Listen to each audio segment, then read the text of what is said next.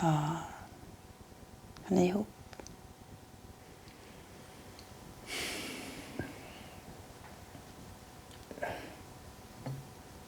Jag ville väl kanske att vi var det. Mm. Och Leo då? Pictures of Leo, the film from Sweden, using music again, but obviously in an entirely different way. Kind of like this character kind of resembles this.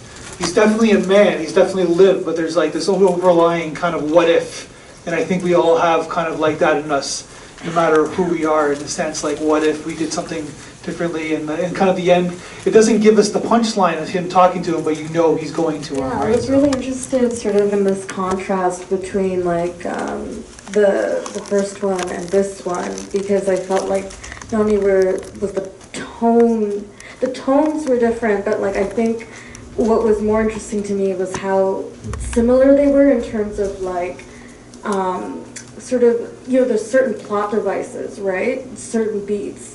But then the aesthetic choices were so utterly different, and I couldn't help but think like how much of that is like based in sort of like the ways, like, you know, they come from different cultures and like inspirations, you know.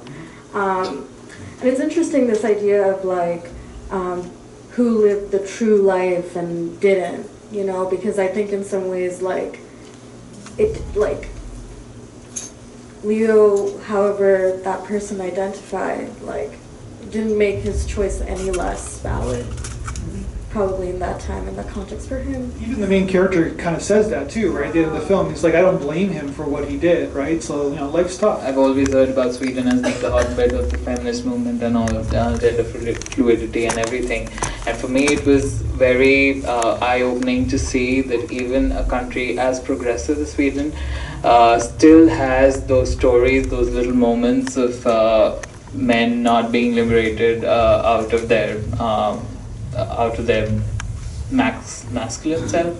Basically, the LGBT community is still suffering to this day in a country that sounds so progressive. Yeah, I thought it was very good. It was my favorite, actually. I thought the acting was really very believable, and I liked the story, I liked the writing.